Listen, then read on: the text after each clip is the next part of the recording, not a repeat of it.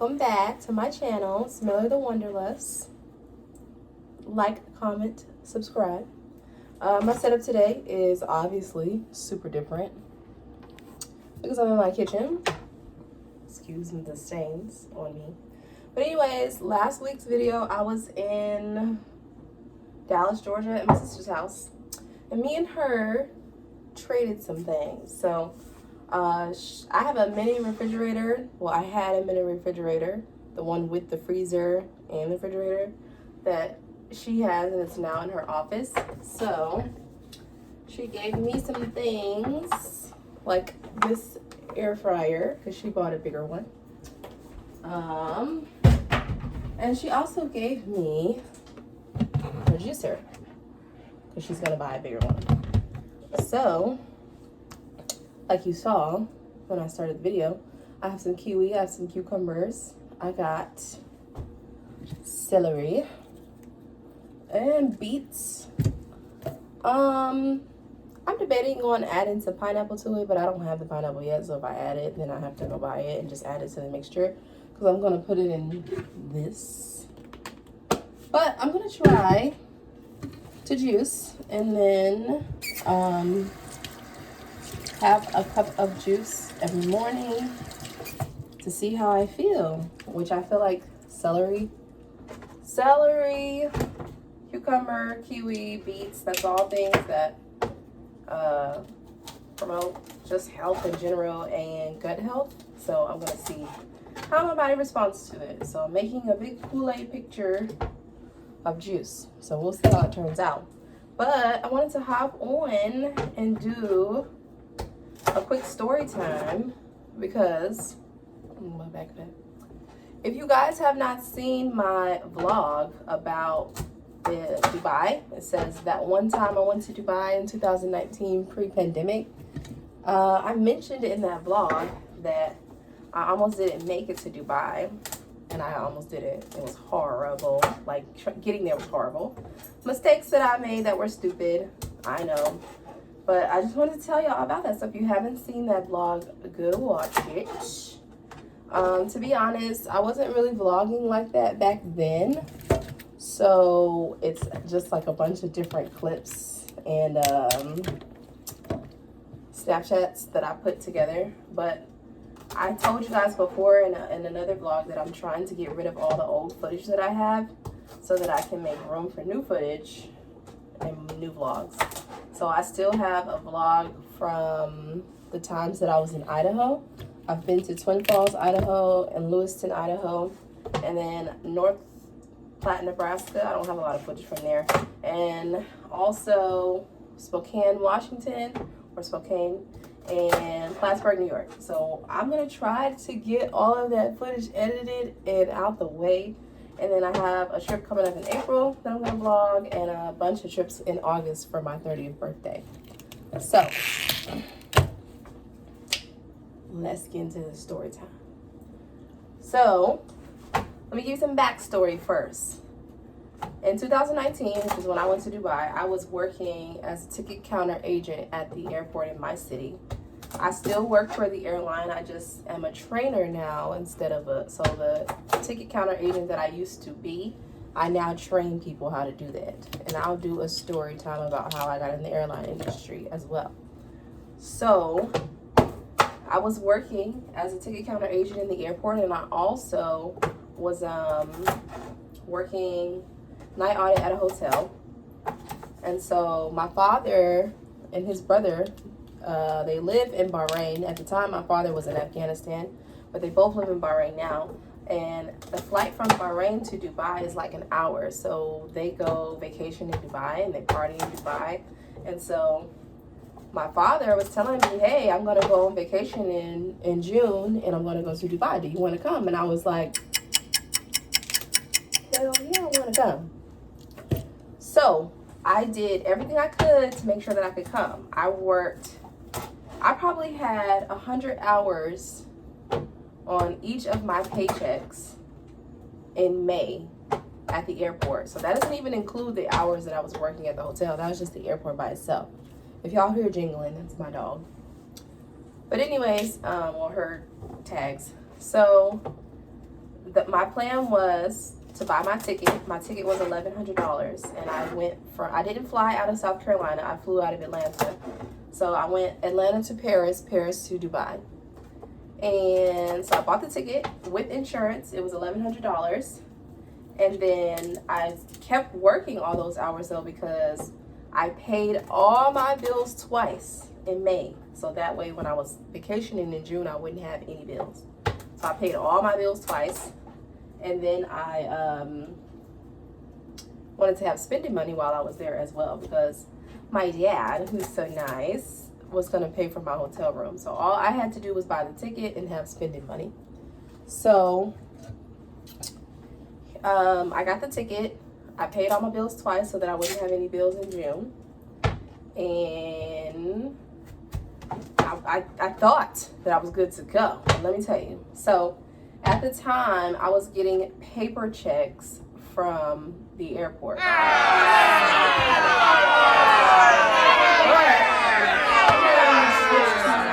Direct deposit, it takes a little minute for it to go through. So like I was like, well, if I switch it now, it's not going to go through in time before I go to Dubai, and then I'm going to mess myself up with my checks. So I left it as paper until I got back. So we were scheduled to get paid the day that I was supposed to leave to Atlanta to catch my flight, which was at 8:01 p.m. And so I woke up that morning. Sorry, somebody's calling me. I woke up that morning.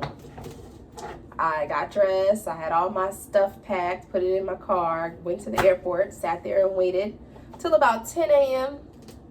And there came the little mail guy with our checks. And he gave me my check, and I was just being greedy. So I was like, I'm going to take my check to Walmart and let them cash it instead of putting it in the bank. Because you know when you put your check in the bank, sometimes they only give you like $200 or $300, and then they put the rest in the next day. Now, this is mistake number one. Because why did I not just go to my bank at the time, which was Wells Fargo, and go through the teller line and have the teller cash the check and then put it in my account? I have no idea. I don't know why I did that. So I take my stupid ass to Walmart, and it's pouring raining. So their check cashing machine is down because the rain has knocked the Wi-Fi out. So I'm like, okay, well, I'll just go to the bank, put it in the bank. At least I'll have, the $300, and then the rest will be there tomorrow. So get to Wells Fargo. There's no check. I cannot find my check. So now I'm frantic. So I went back to Walmart. The lady in the line was like, well, I don't have it. I'm pretty sure that you took it with you. So I'm looking all around for my check, tracing my steps, looking here, looking there. I end up finding this check soaking wet in the Walmart parking lot. I had somehow dropped it. So now it's soaking wet because it was raining.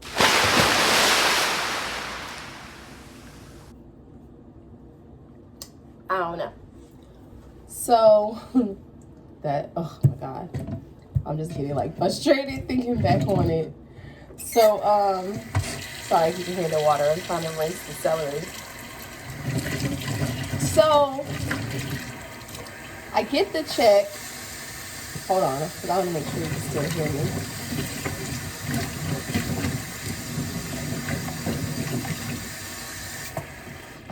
I get the check.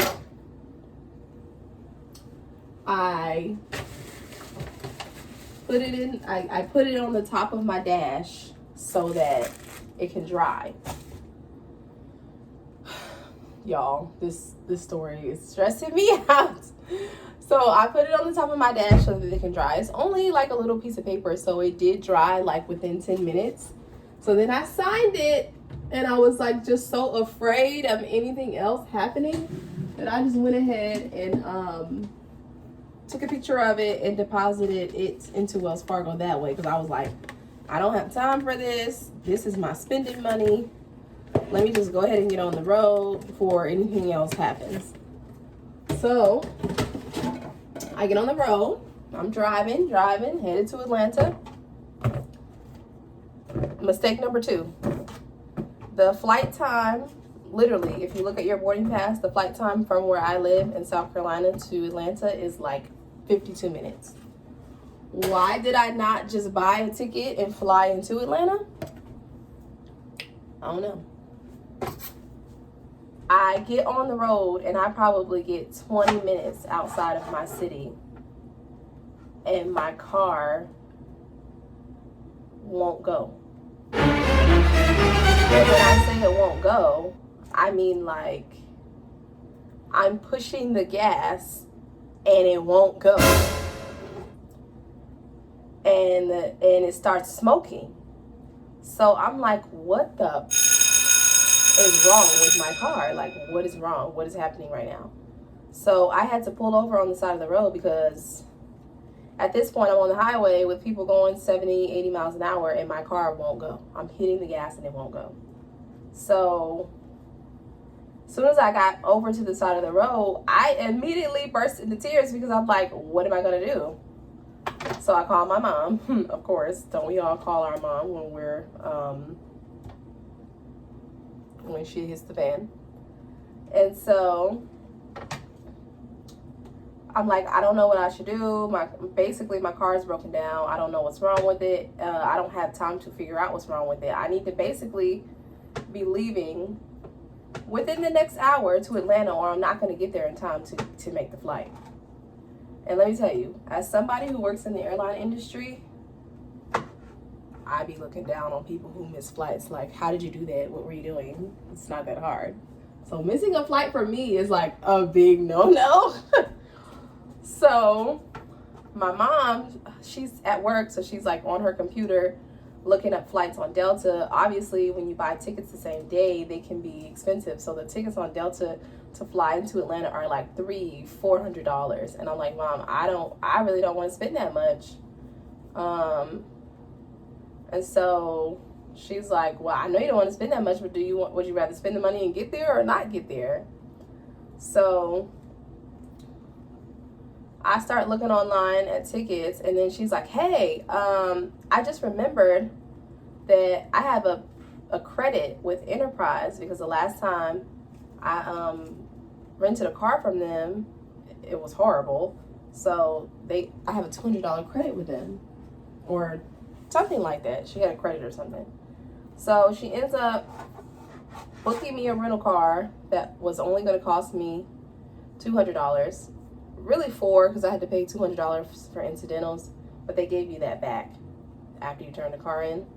So I had to catch an Uber from the side of the highway back into the city to Enterprise. I got there, they were trying to give me a big monster truck, and I was like, no, that's too big for me to drive. It's probably going to cost me $100 to fill the tank up. Like, I can't drive that. So they ended up giving me a really nice black Nissan Altima, and I got on the road, left. I literally drove past my car when I left. So I drive to Atlanta, go fill up the car. It's taking everything in me not to eat the kiwi. But I go fill up the car because you know you have to turn the car back in filled up. Get to the airport to turn it in. And anybody, if you've never been to the Atlanta airport, there's a different section for every single thing, and it's huge. It's huge. So there was like a place where I had to go to drop off the rental car. Then I had to take the shuttle from the rental car drop off to the airport. Well, me taking that shuttle put me on the domestic side. So then I had to take the shuttle to the international side. So literally, I get there, I check in, I'm in security, and my flight is boarding. Like, it's already boarding, and I'm still in security trying to get through. I get out of security and run all the way to the gate. Like, I ran to my gate. When I got to the gate, they were boarding the last group, like the very last group for the flight. So I made it, like, literally in the nick of time. And I remember sitting down on the airplane, like, whew, I made it. I almost didn't, but I made it.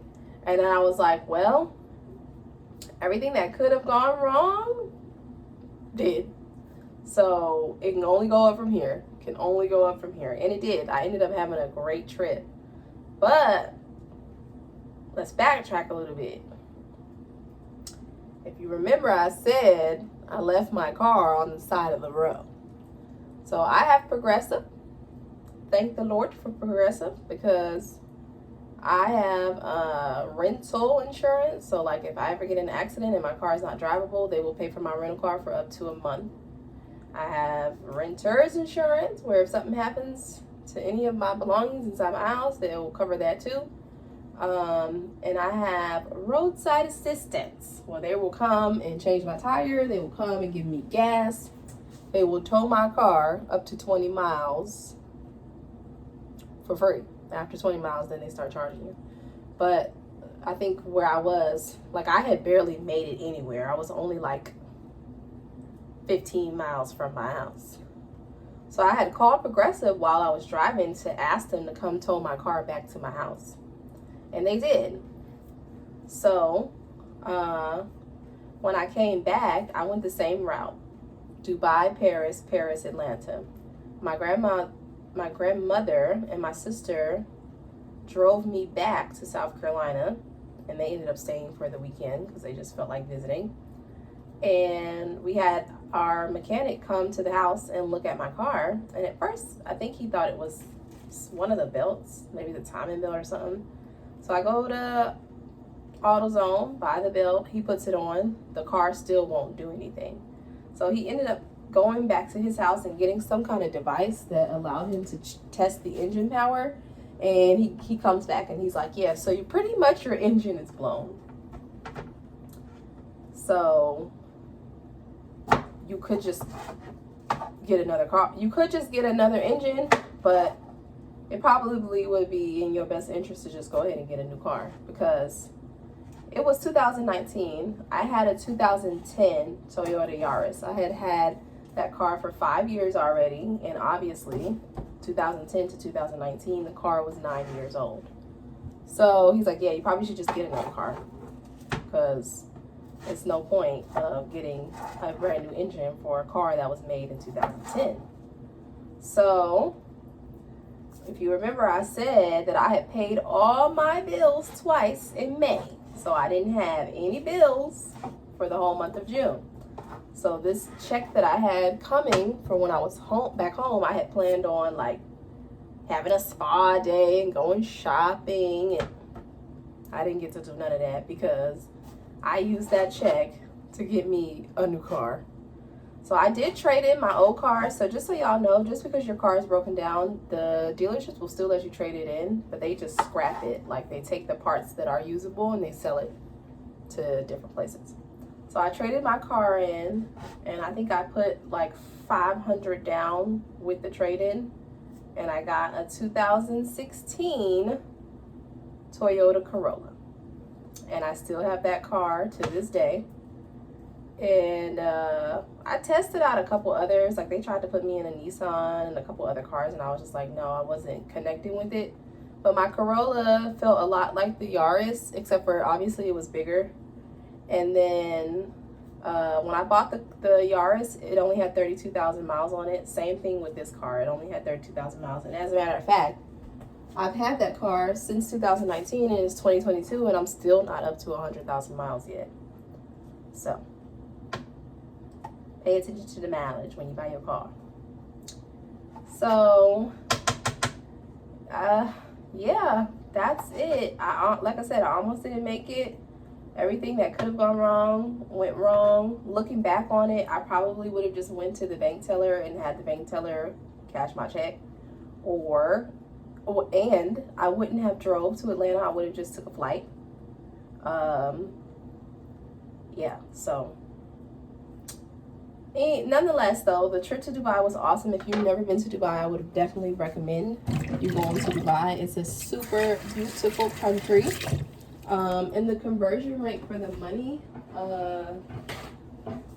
will allow you to be able to do more than you can in the US. Because I think that the currency over there is the Dirham, and I pulled out $250 US, and it was like 950, don't quote me, but it was basically like almost $1,000 of their currency.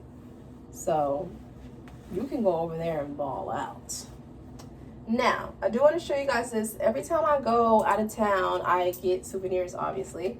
And my souvenirs usually consist of keychains. Like you can see this little board right here. That's a cork board with all the keychains from the different places that I've been. I also get magnets for my refrigerator. Every once in a while, I might get a shot glass or a coffee mug. But I always get postcards, keychains, and magnets. So I actually have some coins. So this is a coin from Dubai. You can see it has a little picture or lamp on it. So I have 2 of them that I just kept. I also bought myself this from Dubai. It's just like a little candle. And you see it has the camel on it and it says Dubai.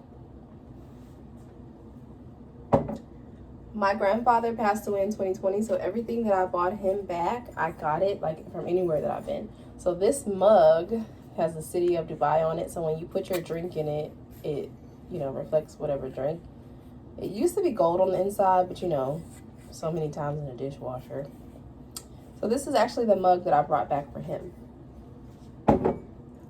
Here's one postcard from Dubai. Here's another one. Very famous building there, the Burj.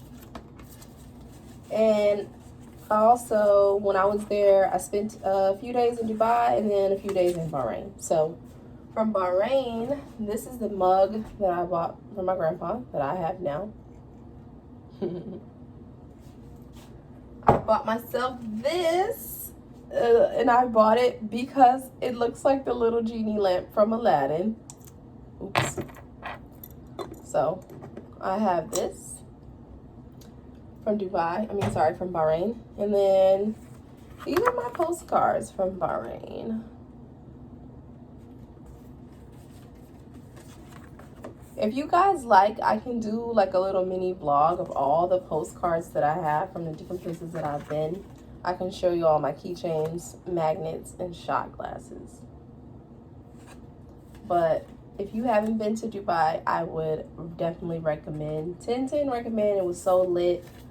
I don't know. I just didn't expect it to be like that modern. Like it was just everything. And I'm probably gonna go back either sometime this year or next year. But yeah, that's my story. Don't be like me and have paper checks and try to drive 5 hours to where your flight is. Just fly in, just fly. And with that, I'm gonna say peace out. For those of you that are looking for the gallstone video, I'm probably gonna post that next week on Sunday. I will put in a clip at the end of this to show you how my juice turns out, because I'm still cutting everything up right now. But yeah, thank you if you made it to this far. Thank you for staying with me again. I'm Miller the Wanderlust. Please like, comment, share, subscribe. Follow me on Instagram at Miller_Light, LYTE. And thank you guys. I love you. Bye. I'm gonna go ahead and start the cucumber, I guess. But I'll just put that in there. I've never juiced before, by the way, so yeah.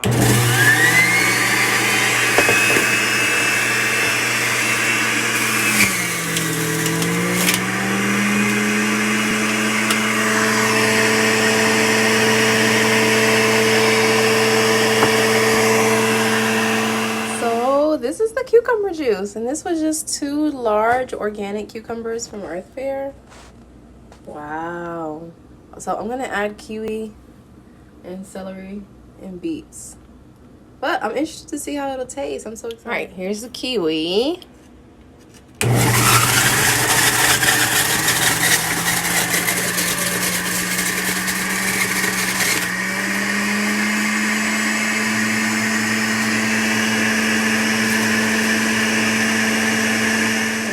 celery.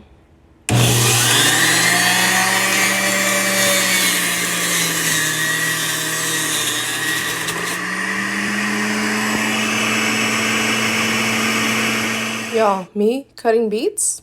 Trash. And now my hands look like I murdered someone.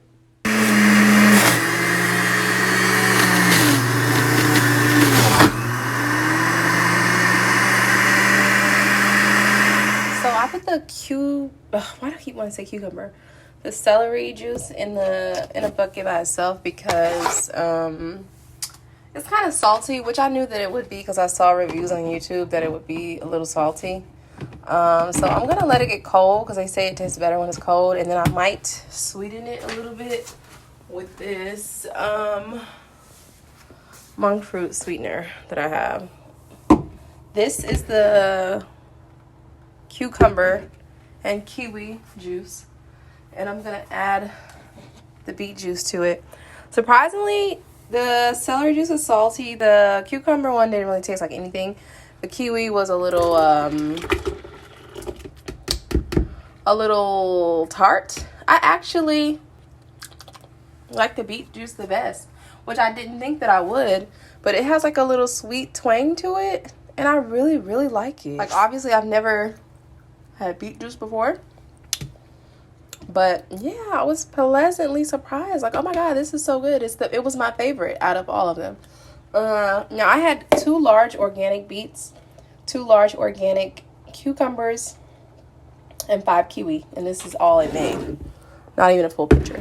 I mean, obviously, it's probably going to be a little bit more once I add the celery to it, but that's all that it made. This is 5 stalks of celery, and that's all it made. So I have to go to Walmart, so I'm probably going to add some pineapple to it too, just for a little more sweetness. But I like the beet juice. I think the beet juice is going to give it a really good flavor. So yeah, we'll see. All right, so now I need to clean up and go to Walmart and get the pineapple. So thank you guys for tuning in. See y'all.